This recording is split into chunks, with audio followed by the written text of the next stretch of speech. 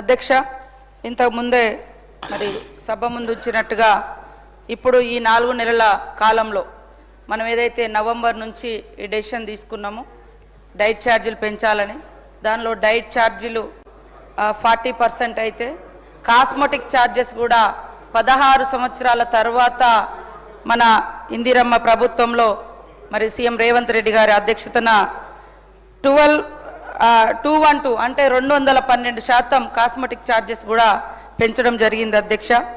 ఈ హాస్టల్లో చదివేదంతా కూడా, నేను కూడా హాస్టల్ స్టూడెంట్నే, ఎస్టీ గర్ల్స్ హాస్టల్ ములుగు నాది. సో ఇట్లాంటి హాస్టల్స్ నుంచి వచ్చినటువంటి ఆనాడు అవకాశాలు తక్కువ ఉన్నా కూడా మరి ఎంతోమంది పట్టుదలగా చదువుకొని అత్యున్నతమైనటువంటి పొజిషన్లోకి రావడం జరిగింది అధ్యక్ష. ముఖ్యంగా ఒకప్పుడు చూస్తే అత్యధికంగా ఎస్సీ ఎస్టీ బీసీ మైనార్టీ వర్గాలే ఉండేది అధ్యక్ష.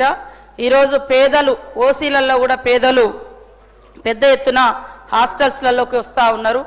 మరి సరైనటువంటి తిండి కానీ సరైనటువంటి పౌష్టికాహారం లేకుంటే చదువుకునే టైంలో మరి అర్ధాకలి, అదేవిధంగా కడుపు మాడుతుంటే నిద్ర వస్తూ ఉంటుంది అధ్యక్ష, చదువుకోవడం కుదరదు. కాబట్టి పిల్లలకు మంచి పౌష్టికాహారాన్ని అందించాలన్నటువంటి లక్ష్యంతో సీఎం రేవంత్ రెడ్డి గారు ప్రజాప్రభుత్వం ఈ రకంగా 40% డైట్, అదేవిధంగా 16% 212% కాస్మెటిక్ ఛార్జెస్ కూడా పెంచడం జరిగింది అధ్యక్ష. కాబట్టి ఈరోజు పిల్లలందరి యొక్క భవిష్యత్తును మన చేతిలో ఉంది. ఖచ్చితంగా విద్యకు ఈనాటి మన ప్రభుత్వం అత్యధికంగా మరి ప్రాధాన్యత ఇస్తున్నది. కాబట్టి విద్యార్థులందరూ, ఈ యొక్క విద్యార్థులే మన దేశ మానవ వనరుల అధ్యక్ష.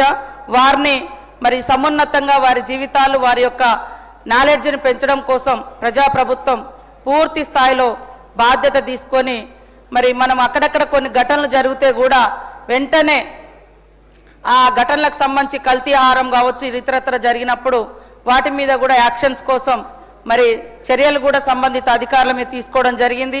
ఉమెన్ ఐఏఎస్ ఆఫీసర్స్ను నైట్ హాల్ట్ కూడా